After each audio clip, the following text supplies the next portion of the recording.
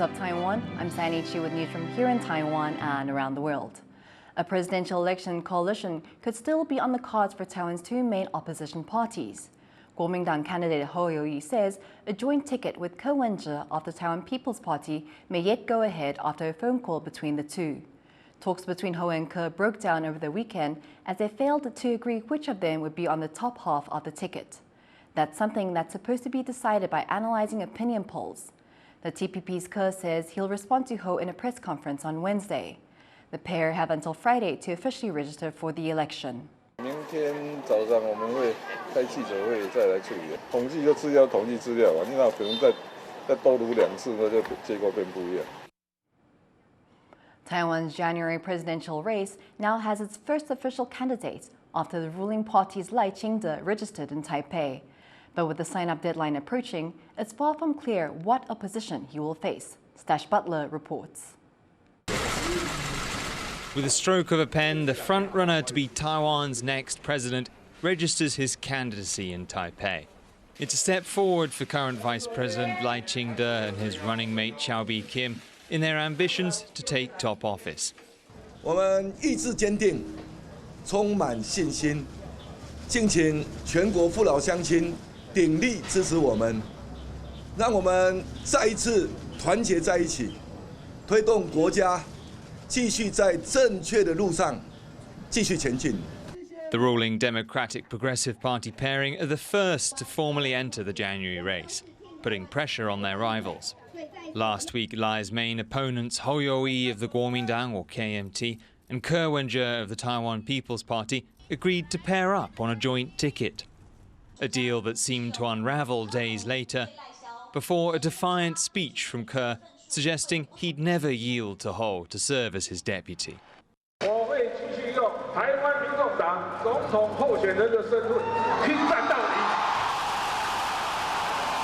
That could leave an embattled fourth candidate, the billionaire founder of Foxconn, Terry Kuo, with a path to becoming Ko's running mate. His campaign says they're in talks. 我们真的没有预设任何立场，不管郭柯配、柯郭配、郭柯和，任何的形式都有可能。 Hou Yu-ih's campaign insists a joint ticket with Ko Wen-je is still possible. But with the incumbent's ticket finalised and registration closing in 3 days, Taiwan's opposition faces difficult decisions with very little time. Klein Wang and Stash Butler for TaiwanPlus. U.S. military aid promised to Taiwan in 2023 is starting to arrive in the country. But critics say some of the small arms in the package will only be useful during a war and do nothing to deter one. Bryn Thomas takes a look at what's being added to the country's war chest. Part of a U.S. military aid package is arriving in Taiwan. The country is now adding thousands of machine guns and sets of combat gear to its arsenal.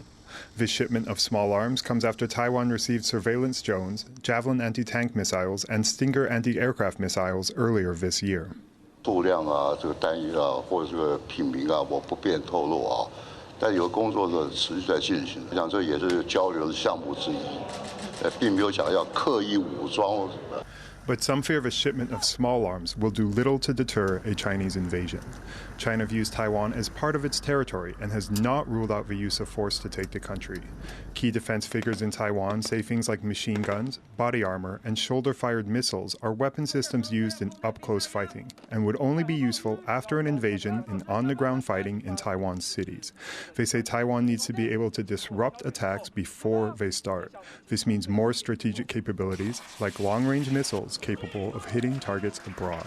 短中程的地对地的飞弹，我认为这个必须要对重点目标给它做摧毁。它还要集结，它要后撤集结，它不是前进集结，可能到浙江，可能到广东，可能到江西去集结。那我们的战略的缓冲的空间就大了，战略的预举时间也就长了。 The debate over the types of weapons needed comes despite Chinese President Xi Jinping saying he has no plans to take military action against Taiwan. Xi denied reports of a proposed invasion in either 2027 or 2035 in a meeting with U.S. President Joe Biden at the APEC Leaders Summit last week. Taiwan's defense ministry insists it's ready regardless. 不会因为他讲的一句话，就把目标整啊，2023、2025、2027啊、2035，渐进备战它没有停的。国军渐进备战，它主要目的就避战，但这个避不是逃避的避，就避免发生战端。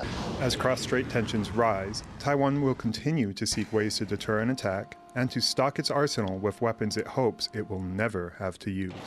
John Su and Bryn Thomas for TaiwanPlus.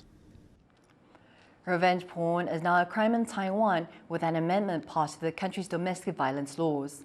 The changes to the law make sharing explicit images of a person without their consent illegal. It also requires web platforms to delete such images or face a fine of up to around $20,000 US. The amendment is the latest step in a campaign against revenge porn that began over the summer. Activists have demonstrated outside the Israeli Economic and Cultural Office in Taipei, showing their solidarity for Palestinians. The group held flags and signs calling for an immediate ceasefire in Gaza. Local authorities say over 13,000 people have died in the Gaza Strip since Israel began its offensive. That came after Hamas militants carried out a surprise attack on Israel, killing over 1,200 people and taking over 200 as hostages. Fashion icon Anna Wintour made an appearance at the GQ Men of the Year Awards in Taipei. I was there at the event. Looking sharper and living smarter, GQ Men of the Year Awards is menswear's big night, this year held in Taipei. As always, the awards attracted huge crowds, wanting to get a glimpse of men in style, from fashion and sports to art, tech and entertainment. But this year has been slightly different, as it has a special guest, Anna Wintour, widely considered one of the most powerful figures in the fashion industry. Just looking forward to seeing what everyone is going to wear. Yeah? I hope they're going to be fearless, fun and chic like you. If you still don't know who she is, you may know the best-selling novel and movie, The Devil Wears Prada. Wintour is said to have been the inspiration behind the character of infamous fashion editor Miranda Priestley, played by Meryl Streep. Prior to the awards, Wintour met with some local designers to get to know the fashion industry in Taiwan. 到一个很重要的特色就是说，设计师在创作之余，其实需要顾虑自己的国家的传统文化。他昨天的分享其实会让我们更加有信心，我们在坚持的台湾文化其实是没有错。Along with Wintour, the event celebrated award winners, with Icon of the Year going to Oscar winner Ki Hui-kwan. Oh my gosh, I was so happy and so excited because it meant that I can be here. I can come to Taiwan, all these years I love this place. I have nothing but fond memories. Despite so many stars showing up for the awards, one in particular attracted attention. Australia's singer, rapper and director DPR Ian, who won International Artist of the Year. My thoughts on receiving the International Artist of the Year award and being invited here, I can honestly say it's quite spectacular. Honestly, I don't even know if I really deserve that big of a title, but for what it's worth, I would gladly accept it. 是要看艺人走红毯，觉得很难得来一次台湾，还是想要看一下他本人。 This year, around 40 stars from Taiwan and around the world attended the awards, which represent the innovative and fashion-forward attitude of GQ magazine. And with Wintour at the event, Taiwan's fashion industry is likely to have more opportunity to spotlight talent on the international stage. Endangered black-faced spoonbills have started to arrive in Taiwan on their annual migration. The wading birds fly south from their breeding grounds off the Korean peninsula and winter here. Some of the birds have been tagged to track their migratory habits. One individual, S50, was tagged in 2013 and winters every year in Taiwan. The spoonbill would usually be spotted in Jiayi and Tainan in Taiwan's southwest. This year, it's been spotted in Taichung on the country's east coast.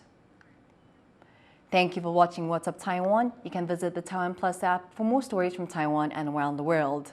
And finally today, we leave with images of historical Mongolian culture coming to life on stage in London's West End with the Mongol Con. I'm Sandy Chi, take care and see you next time.